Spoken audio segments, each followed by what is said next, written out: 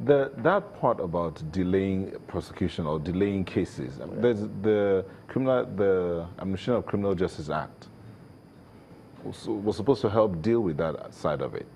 Did the CJN need to give this order for those involved? I think we need to look at and study the provisions of the CJN critically. He admitted that there are far-reaching provisions in the Administration of Criminal Justice Act to deal with some of these issues. But beyond those provisions, there's also required, it's also required that strategies be put in place to strengthen the provisions of the SCJ Act. And these strategies have just been rolled out. These strategies covers a wide range of issues. Covers, starting from designation of special courts to handle some of these cases, to the compilation of all financial related cases by heads of courts to be submitted to NJC.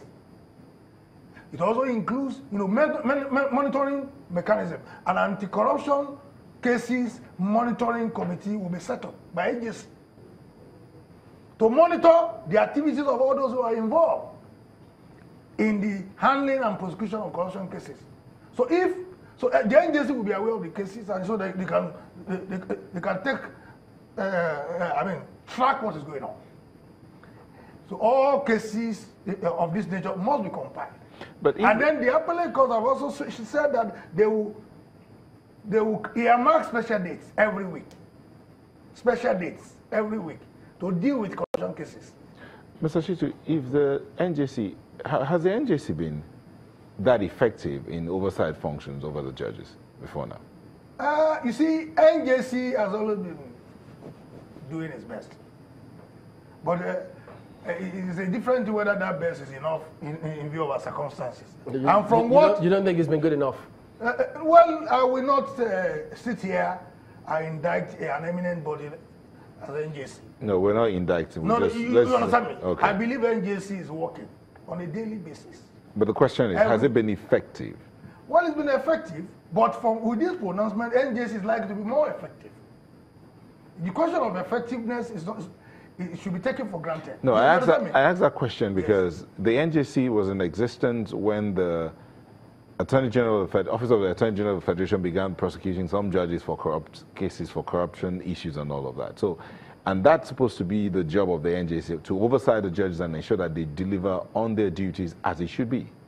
I'm sure you know that NJC cannot prosecute judges. But they can discipline them. They can discipline. They can investigate cases of misconduct against judges and make appropriate recommendations. And that is an exercise that has been going on over the years. Over the years. You see, what you saw in the case of certain judges under prosecution is also what you can say is under the purview of the Attorney General to do. All of these agencies complement each other. I think there's a new realization that we need to do more. NJC has to do more. The Office of the Attorney General has to do more. The anti-graft agencies must also do more. Lawyers, whether at the level of prosecution, must do more. Defense counsel must also do more. And because it is no longer business as usual for everybody. Everybody must be on their toes. And there must be mechanism to discipline those who err. You see, I think we must enthrone the culture of responsible litigation. Well, the culture of responsible litigation ensures that the system works and that all those who are determined to stall the process or prevent the system from working are taken out of the system. You know, some of this... You understand me? The system, the institution is bigger than anybody. You understand me? One wonders, because when the CJN says, well, all forms and appearance of delays in court in which perhaps cause impediments to the administration of criminal justice, he says he likes those things to go. One wonders, what happens, because what can possibly be done, for instance, when lawyers come in there, you take adjournments, judges give longer adjournments, or judges don't show up in courts. What specifically can be done about those kind of cases? All those measures, from when you read the pronouncements of the Honorable CJN of the Federation, you will see that this practice, unethical practices, will no longer be tolerated. So either from the heads of counsel, either from defense counsel, or from judges. It's a riot act that has been read to everybody now. Yeah, did they need the riot act for heads of courts to clamp down on both prosecution and defense counsel who indulge in this kind of matters? Let me see, the rules are there. I've always said that the judiciary can never be rubbish. Because the principles, the fundamental principles that the judiciary stands for are well known. Fair play, justice, integrity, confidence. Those are the firm principles associated with the judiciary. Those principles can never be rubbish. It is individuals who fall short of adherence to these principles that will be rubbish. And so we should not equate individuals who attempt to rubbish the system with the system or with the judiciary. Like the CJN also mentioned, a few bad eggs are trying to tarnish the image of majority. Majority of our judges are very upright. Majority of our judges are working very hard. And so when insinuations are made, or when some few, very few, try to tarnish the image of these judges, it is very painful because most of these judges can only be seen, they cannot be heard. And so it is a disservice to the majority who are interested in the integrity of their names, in their reputations. For a few bad eggs to want to tarnish this image. And the CGN said, the judiciary is aware of these tendencies, of these shenanigans of a few, whether as judges, whether as counsel, whether as prosecution counsel, whether as defense counsel, and that it is no longer going to be business as usual. And you know that this is very critical.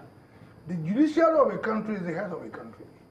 One's confidence is lost in the justice system, anarchy looms. Speaking about councils, what do you see happening? Because when it says SANs will be sanctioned for trial delays, what do you see happening in that particular I don't think it is fair to label only the senior advocates of Nigeria as being responsible for trial delays. No, he says where that happens. And the CGN did not suggest that. I think what the CGN alluded to is the attitude of counsel. Generally. Counsel generally, whether as prosecution counsel or defense counsel or senior eminent counsel, the attitude generally. Because as counsel, your duty primarily is to the administration of justice. You owe a greater duty to your conscience, not to your pocket. You understand what I'm saying? And so it borders on attitudinal chemistry. Attitude must change. Why the system in developed clients work is because of attitude. You don't. Well, for instance, when you go to court and you litigate irresponsibly, there are consequences by way of wasted costs. For instance, if you charge as a counsel, you charge 1 million naira, for instance, as your professional fee, and by virtue of your irresponsible, behavior in court, you are awarded cost of 5 million against you to be paid personally. Next time, you'll be very careful. Do you see that happening? I see us going in that direction. Because critically, from the pronouncement of the CJ, 3 issues are clear. 1, that the judiciary is determined now to restore its image. That the CJ has shown clear commitment to speedy disposal of cases. And lastly, there will be some consequences for irresponsible behavior in the litigation process. Consequences on judges, consequences on prosecution counsel, consequences on defense counsel, who start proceedings. Because we now realize that there's no way this war against corruption can be won without collaboration from all the 3 arms of government: the executive, the judiciary, and the legislature. And then in the forefront of that must be the judiciary. And the CGN has clearly demonstrated that, and we are all happy about this development.